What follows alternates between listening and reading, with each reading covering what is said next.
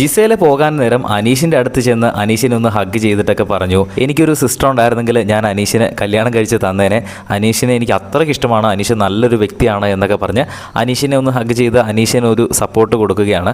കാരണം അനുമോളോട് ക്രഷ് ഉണ്ട് എന്ന് പറഞ്ഞ സമയത്ത് ജിസേലിനോടും ഒരു ക്രഷ് ഉണ്ട് എന്ന് അനീഷ് അന്ന് തുറന്ന് പറഞ്ഞിരുന്നു. അപ്പോൾ അത് ഒരുപക്ഷെ ജിസേലെ കണ്ടിട്ടുണ്ടാവാം. കണ്ണാന്തുമ്പി പോരാമോ എന്ന് പറഞ്ഞ പാട്ടൊക്കെ പാടി ജിസേലിനോടൊരു ആ സമയത്ത് ജിസേലിൻ്റെ അടുത്ത് ഒരു ക്രഷ് തോന്നിയെന്ന് അനീഷ് അന്ന് തുറന്ന് പറഞ്ഞിരുന്നു. എന്തായാലും ഇപ്പോൾ ജിസേൽ പോകാൻ നേരത്ത് അനീഷിൻ്റെ അടുത്ത് ചെന്ന് സംസാരിച്ചിരിക്കുകയാണ്.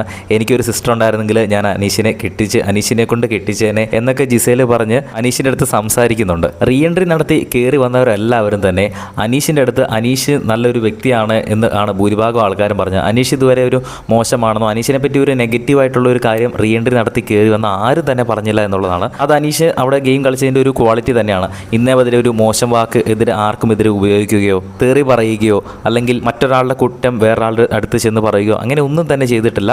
നല്ലപോലെ തന്നെ ഗെയിം കളിച്ചിട്ടുണ്ട്. അപ്പോൾ ആർക്കും തന്നെ അനീഷിനോട് വൈരാഗ്യമോ അല്ലെങ്കിൽ വെറുപ്പോ ഒരു കാര്യങ്ങളും ഇല്ല. അതുകൊണ്ട് തന്നെയാണ് എല്ലാവരും തന്നെ വന്ന് അനീഷിൻ്റെ അടുത്ത് അനീഷിനെ ഇഷ്ടമാണെന്ന് പറയുകയും അനീഷ് നല്ലൊരു മനുഷ്യനാണെന്ന് പറയുകയും ചെയ്യുന്നത്. എന്തായാലും റീ എൻട്രി നടത്തി കയറി വന്നവരൊക്കെ പോയിരിക്കുകയാണ്. ബിഗ് ബോസിൻ്റെ കൂടുതൽ അപ്ഡേറ്റുകൾക്കായിട്ട് ചാനൽ സബ്സ്ക്രൈബ് ചെയ്യുക.